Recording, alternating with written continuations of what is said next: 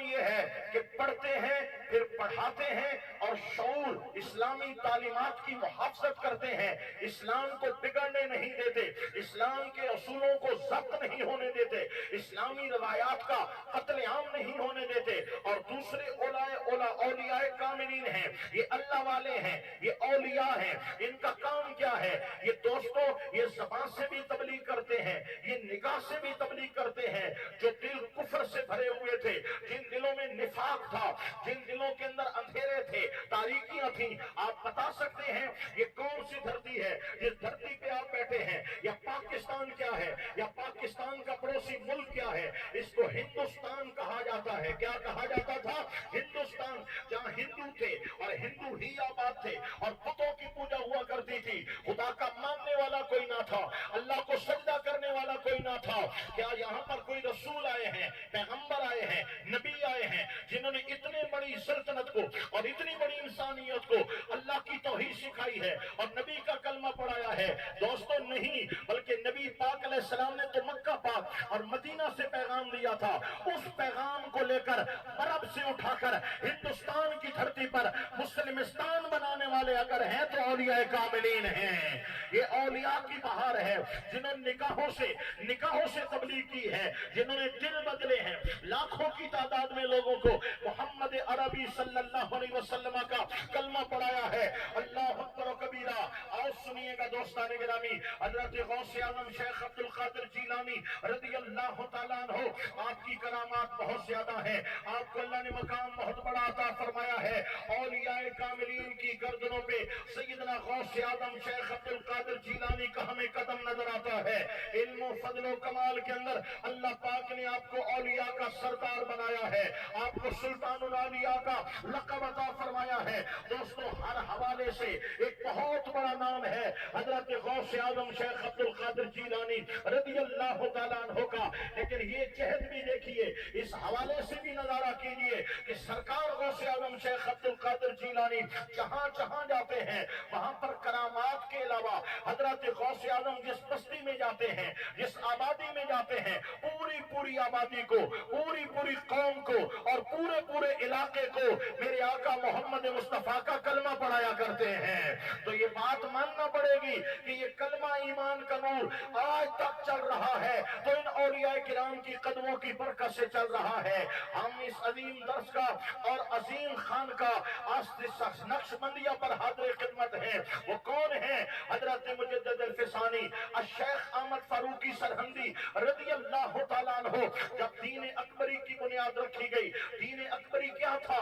دین محمدی کو مٹانے کے لیے، دین محمدی کو بدلنے کے لیے، میرے مصطفیٰ کے دین کو تبدیل کرنے کے لیے ایک سازش کے تحت جو وقت کا حکمران تھا اکبر، اس کو کہا گیا کہ دین اکبری کی بنیاد رکھو۔ وہ اسلام کے شعار کو مٹانا چاہتا تھا، وہ قرآن و سنت کی تعلیمات کو بدل دینا چاہتا تھا۔ جانتے ہو جب اس کا بیٹا جہانگیر تخت پر بیٹھتا ہے، پورے ملک کا بادشاہ تھا، لیکن سامنے ایک مرد کلندر آیا تھا جو سینہ تان کے کھڑا تھا۔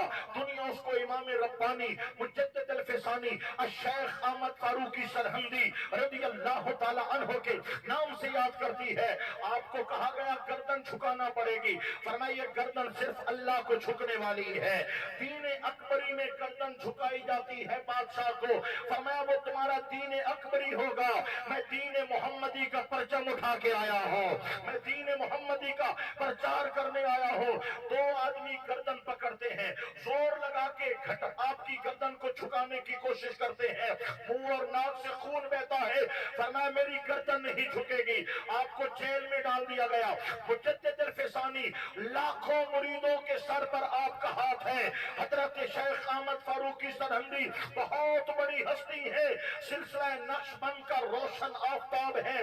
آپ کو جیل میں ڈال دیا گیا اور کہا تب تک جیل میں پڑے رہیں گے جب تک دین اکبری کی باتوں کو تسلیم نہ کر لیں۔ فرمایا تیری جیل کی سلاخوں میں ہم مر جائیں گے لیکن نام دین محمدی کا لیتے رہیں گے۔ اونچا بولے سبحان اللہ، بلند آواز سے بولے سبحان اللہ۔ نام مصطفیٰ کے دین کا لیتے رہیں گے۔ دوستو پھر دنیا نے دیکھا قید و بند کی صعوبتوں برداشت کرتے رہے لیکن حضور کے دین کا ڈنکا بجاتے رہے۔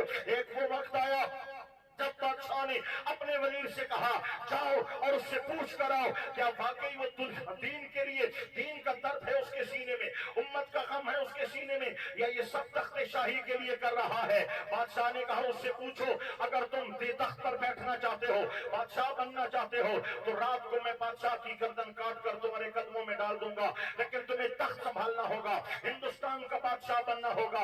आपने फरमाया पागल हो गए हो, मैं ये तख्त ताज के लिए नहीं कर रहा, मैं दीन मुस्तफा के लिए कर रहा हूँ। मुझे तेरे तख्त ताज की जरूरत नहीं है। तख्ते सिकंदरी पर वो थूकते नहीं है, बिस्तर लगा हुआ है। जिनका तेरी गली में किस चीज की कमी है, आका तेरी गली में, दुनिया तेरी गली में, उकबा तेरी गली में, जलवों को ढूंढने जो घर से चला था अपने, अब खुद को ढूंढता है सरकार की गली में। किस किस को मैं बताऊं, कोई खुद ही जाके देखे, जन्नत का दर खुला है सरकार की गली में। अल्लाह अकबर व कबीरा। फरमाया हम नहीं झुकने वाले। बादशाह को जाकर बताया कि जनाब वो तख्त के लिए नहीं, वो तो हुजूर नबी करीम अलैहिस्सलाम के दीन के लिए सब कुछ कर रहा है। बादशाह ने कहा बुलाया जाए। आपको दरबार में बुलाया गया।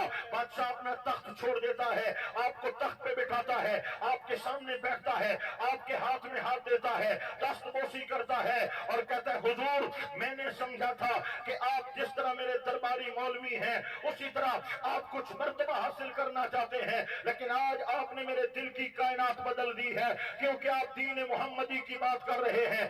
आज मुझे बैत कीजिए, मैं दीन अकबरी को छोड़कर दीन मोहम्मदी का कलमा पढ़ रहा हूँ। और अब परचम, अब पूरे हिंदुस्तान पर अगर परचम लहराएगा तो मुस्तफा जान रहमत के नाम का लहराएगा।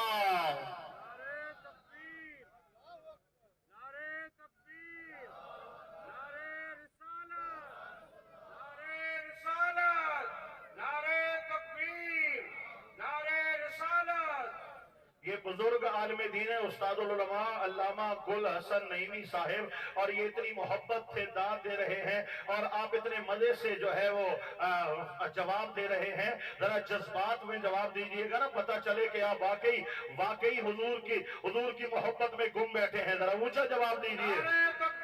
अल्लाहु अकबर, या रसूल अल्लाह।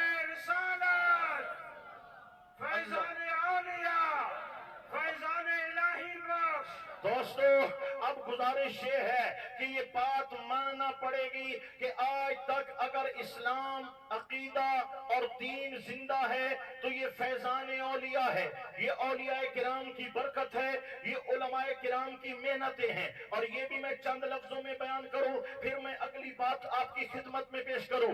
दोस्तों ऐसा दौर भी आया इस्लाम पर कि एक एक दिन में एक एक हजार उलमा की गर्दनें काटी गई।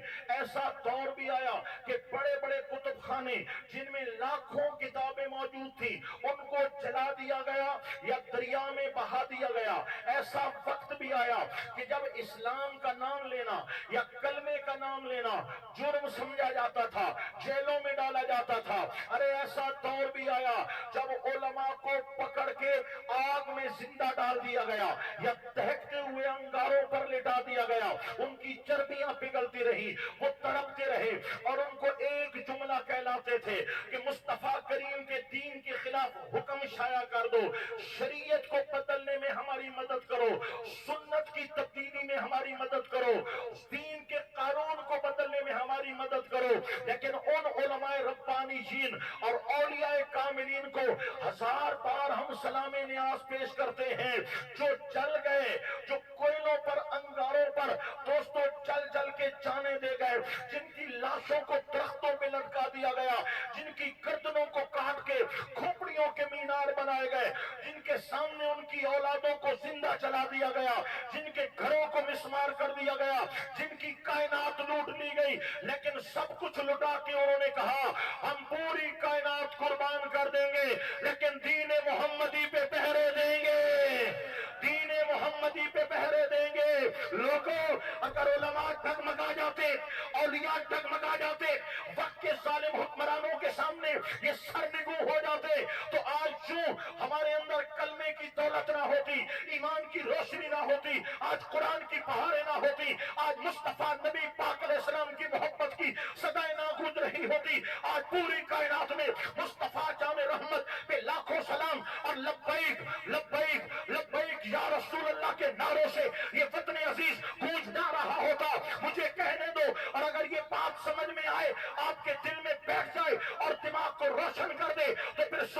कूद करके बोलिएगा। बात सुनिए, मुझे कहने दीजिए, अगर आज मस्जिदों से अजानों की सदा आ रही है, अगर आज कुर्रा अल्लाह का कुरान पढ़ रहे हैं, अगर आज नाखान मुस्तफा की नात सुना रहे हैं, अगर आज आजादियाना हम मस्जिदों में सजदा रेज हो रहे हैं, अगर आज हम कलमा बुलंद कर रहे हैं, अल्लाह का नाम ले रहे हैं, अगर आज हमारी माओ बहनों और बच्चियों के सरों पे इज्जत की चादरें हैं, पर्दा है, हया है, अगर आज सीनों में नाम मोहम्मद लिखा हुआ है, तो मानना पड़ेगा ये उम्मत मोहम्मदी के औलिया का फैजान है।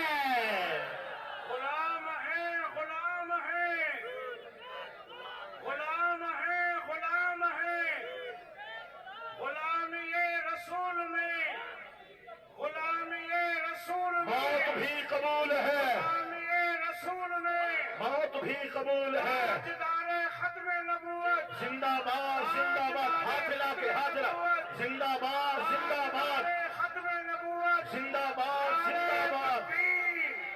नारे रिसालत। अल्लाह अकबर कबीरा।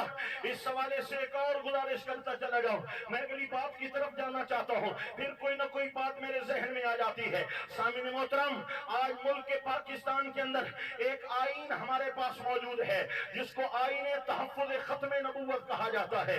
एक और आईन मौजूद है जिसको आईन तहफ़्फ़ुज़ नामूस रिसालत कहा जाता है। आप ये मत समझिएगा कि दरखास्त दी गई और तहफ़्फ़ुज़ खत्म नबूवत का आईन पास हो गया। 1954 से उलमा ये मिशन लेकर निकले थे, सरों पे कफन बांध के निकले थे। 20 साल उलमा और औलियाए पाकिस्तान ने मेहनत की है, इन्होंने जेलें भी देखी हैं, इन्होंने कोड़े भी बर्दाश्त किए हैं, सजाए मौत के हुक्म भी सुनाए गए, 10,000 लोगों को शहीद किया गया। 20 साल की मेहनत के बाद ये आईन मुल्क के पाकिस्तान के माथे का झूमर बना कि पाकिस्तान में जो खत्म नबूवत का मुनकिर है वो इस्लाम से खारिज है, उसका इस्लाम और ईमान के साथ कोई ताल्लुक नहीं है, और बिलखुसूस मिर्जा गुलाम कादियान और उसके चाहने वालों का ईमान और इस्लाम से कोई रिश्ता नहीं है।